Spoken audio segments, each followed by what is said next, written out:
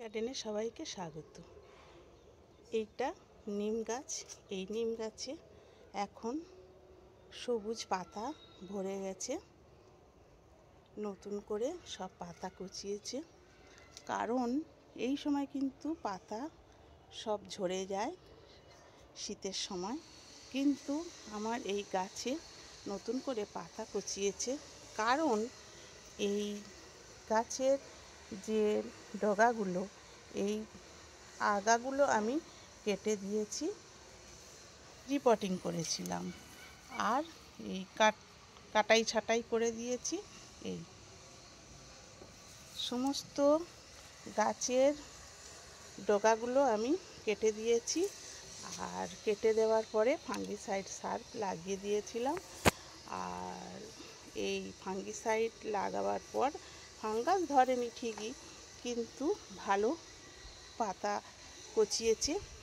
আর কিছুদিন পর একে একটু খোল জল দিয়েছিলাম, আর এমন কিছু সার দেওয়া হয়নি, যেহেতু এটা ছাদে রয়েছে, ওর খুব বেশি বারবার প্রয়োজন নেই। আর এটা আমাদের প্রয়োজনীয় কাজে লাগাবার জন্য এই গাছটা, যেহেতু এগুলো খুব বড় বড় গাছ হয়, এই গাছটা আমরা ছাদে রোপণ করেছি। বন্ধুরা, তোমরা কিন্তু এইভাবে সব ছাদে রোপণ করতে পারো। এই গাছের তো গুণ অপরিসীম, সে তোমরা সবাই জানো। এই এখন এই শীতের সময় এই নিম পাতা বেটে, হলুদ দিয়ে বেটে, এগুলো কিন্তু আমরা গায়ে মাখতে পারি, আর বিভিন্ন রকমের জীবাণুনাশক হিসাবে ব্যবহার হয়। আর এটা কিন্তু আমরা ভেজেও খেতে পারি, আবার কাঁচাও খেতে পারি। এ বিষয়ে আমি তো এর আগে একটা নিম গাছের ভিডিও করেছিলাম।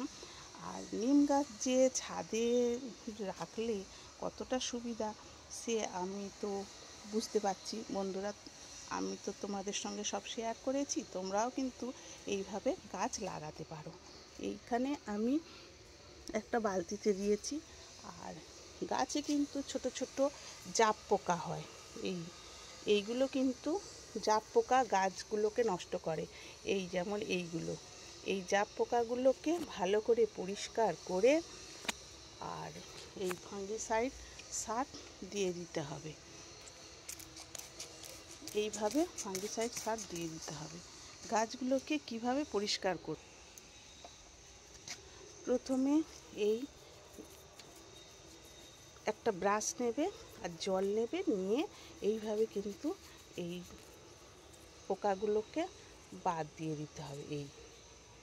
এই যে পোকা, এইগুলো জাপ পোকা, এইগুলো গাছের ডাল ভালো করে এরা বসে একদম গাছের ছালের সঙ্গে সেট হয়ে বসে থাকে। বসে এরা কিন্তু এই গাছের ডাল থেকে রস শোষণ করে খায়। এইগুলো জাপ পোকা। এইগুলো ভালো করে এগুলো পরিষ্কার করে দিতে হবে। আর বড় গাছের ক্ষেত্রে সেটা আলাদা ব্যাপার, যেহেতু আমরা ছাদে এই গাছ রোপণ করেছি, সেই জন্য আমরা কিন্তু এই পরিচর্যাগুলো করতে পারি। এইবারে এখানে আমি এই ফাঙ্গিসাইড সার ব্যবহার করব। এইভাবে পরিষ্কার করে পুরো এই ফাঙ্গিসাইড সার এইভাবে পুরো গাছটাকে একদম পরিষ্কার করে ধুয়ে দেব। এই 2-4 দিন এইভাবে দিলে গাছের এই পোকাটা চলে যাবে, আর গাছে আবার নতুন করে পাতা দেখা দেবে। কারণ যেহেতু গাছের এই পাতাটাই আমাদেরকে মেন বলে মনে করছি আমরা, সেই জন্য এই কাজটা অবশ্যই করতে হবে। আর এই ছিল আমার আজকের ভিডিও। ভালো লেগে থাকলে লাইক, শেয়ার, কমেন্ট করবেন, সাবস্ক্রাইব করবেন। ধন্যবাদ।